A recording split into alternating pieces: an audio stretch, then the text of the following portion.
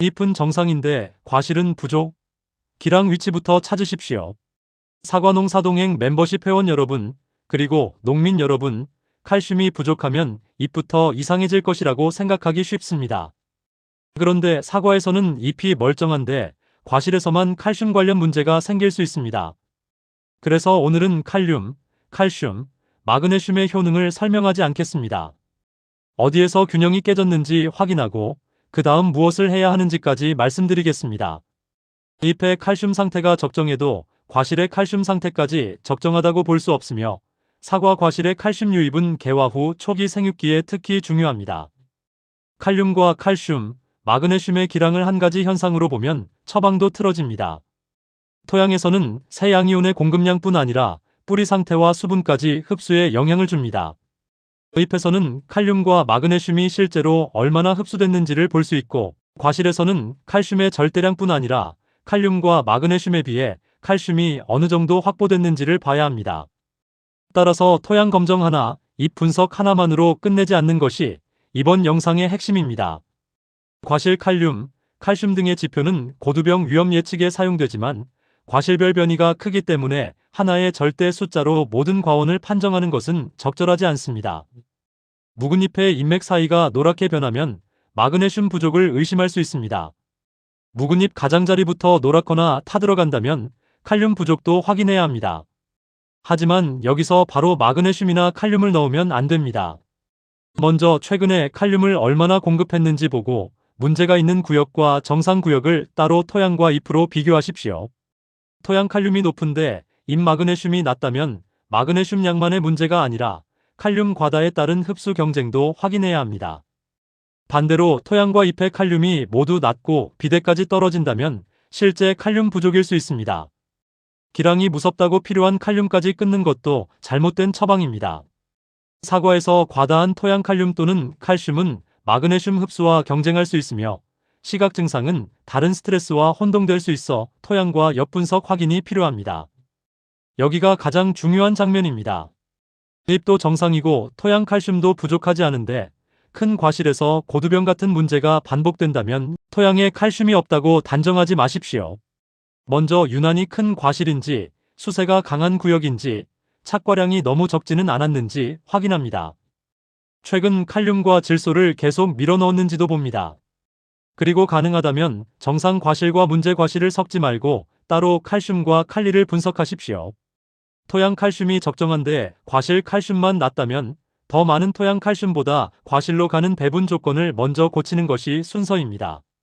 잎 칼슘이 적정하다고 과실 칼슘이 반드시 적정한 것은 아니며 과실의 칼슘 장애는 수세, 착과량, 관수와 같은 수체 내 배분 요인의 영향을 받습니다. 큰 사과 자체가 칼슘 결핍이라는 뜻은 아닙니다. 하지만 고두병이 반복되는 과원이나 민감한 품종에서는 과대과와 지나친 수세를 고위험 신호로 볼 필요가 있습니다. 이런 나무에서는 지금부터 비대를 더 끌어올리겠다고 질소와 칼륨을 관행적으로 계속 넣는 것보다 과실 크기와 착과 상태를 먼저 확인하는 편이 좋습니다. 그리고 큰 과실은 수확할 때 표시에서 정상 크기의 과실과 저장 결과를 비교해 보십시오. 큰 사과를 버리라는 이야기가 아니라 저장 위험을 다른 과실과 똑같이 보지 말자는 뜻입니다. 과도한 수세와 과대과는 고두병 발생 위험과 관련될 수 있으며 WSU에서도 후기 관리 시 과도한 과실 비대와 질소, 칼륨, 마그네슘 축적을 위험 요인으로 설명합니다. 이제 농가에서 직접 확인하는 방법입니다. 과수원 전체의 과실을 한꺼번에 섞지 마십시오. 가능하면 같은 품종과 같은 수확일에 두 그룹으로 나눕니다. 한쪽은 강한 수세 구역의 큰 과실, 다른 한쪽은 세력이 안정되고 정상 크기로 자란 과실입니다. 저는 이것을 두 바구니 비교법이라고 하겠습니다. 두 그룹을 표시에 따로 저장해보고 가능하다면 과실의 칼슘과 칼륨도 따로 분석합니다. 해마다 A 바구니에서 문제가 더 많이 반복된다면 다음 해에는 그 구역의 수세, 착과량, 초기 칼슘 관리부터 집중적으로 바꿀 이유가 생깁니다. 이것은 공인된 분석법이 아니라 과실 위치와 수세에 따른 차이를 농가가 확인하기 위한 현장 비교 방법입니다. 실제 연구에서는 같은 나무 안에서도 과실 위치에 따라 칼슘 농도와 생리장애 발생이 달라질 수 있음이 확인됐습니다. 이 표가 농가에서는 가장 실용적일 수 있습니다. 잎에서만 마그네슘 문제가 보인다면 토양 칼륨과 마그네슘, 그리고 잎 마그네슘을 먼저 확인합니다. 토양 칼륨이 이미 높다면 칼륨을 더하지 않는 것이 첫 번째 조치입니다. 반대로 잎은 정상인데 과실에서 칼슘 문제가 발생하면 과실의 칼슘과 칼리 상태, 과실 크기와 수세를 먼저 봅니다. 잎 마그네슘 문제와 과실 칼슘 문제가 동시에 나타난다면 비료 하나를 더 넣는 것보다 배수와 관수, 뿌리 상태까지 확인해야 합니다. 그리고 토양과 잎의 칼륨이 실제로 낮다면 필요한 칼륨은 공급해야 합니다. 기랑 관리란 새 비료의 양을 똑같이 맞추는 것이 아니라 과다한 것은 줄이고 실제 부족한 것만 보충하는 것입니다. 토양의 과도한 칼륨은 칼슘과 마그네슘 흡수에 경쟁적으로 작용할 수 있으며 수분의 과부족과 뿌리 기능 저하는 칼슘 관련 생리장애 위험에 영향을 줍니다. 분석을 할 때도 방법을 바꿔보십시오. 문제가 있는 구역과 정상 구역의 흙을 섞어 평균값 하나로 만들면 차이가 사라집니다. 잎 역시 채취 위치와 잎 나이를 일정하게 맞춰 비교해야 합니다. 과실은 큰 과실과 정상 크기 과실을 한 봉지에 섞지 마십시오.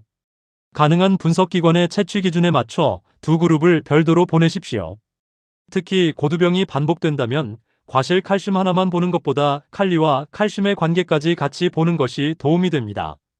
다만 칼륨, 칼슘의 특정 숫자 하나를 전국 모든 품종의 공통 기준처럼 사용해서는 안 됩니다. 과실별, 품종별 채취 위치별 변이가 크기 때문입니다. 지금처럼 과실이 상당히 커진 시기에는 봄철과 처방이 같을 수 없습니다. 고두병 위험이 높은 과원이라면 근거 없이 계속해 오던 질소와 칼륨 추비부터 다시 확인하십시오. 건조했다가 한꺼번에 물을 많이 주는 식의 큰 수분 변동도 피하는 것이 좋습니다. 필요한 과원에서는 등록된 칼슘제를 제품 기준에 맞춰 과실에 충분히 도달하도록 관리할 수 있습니다. 다만 이것을 지금 칼슘을 쳤으니 봄의 문제가 모두 해결됐다고 생각해서는 안 됩니다.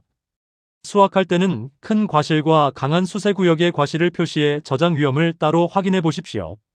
그리고 내년에는 개화 후 초기부터 토양 칼슘 공급 상태, 새뿌리 활동, 관수, 수세와 착과량을 같이 관리해야 합니다. 과실 칼슘 유입은 초기 4에서 6주가 특히 중요하지만 후기 칼슘 살포도 조건에 따라 과실 칼슘과 저장성 개선에 도움이 될 수 있으므로 후기 칼슘은 무의미하다는 표현은 피하는 것이 정확합니다. 오늘 내용은 이것 하나만 기억하시면 됩니다. 잎은 나무가 양분을 어떻게 흡수했는지를 보는 중요한 자료입니다.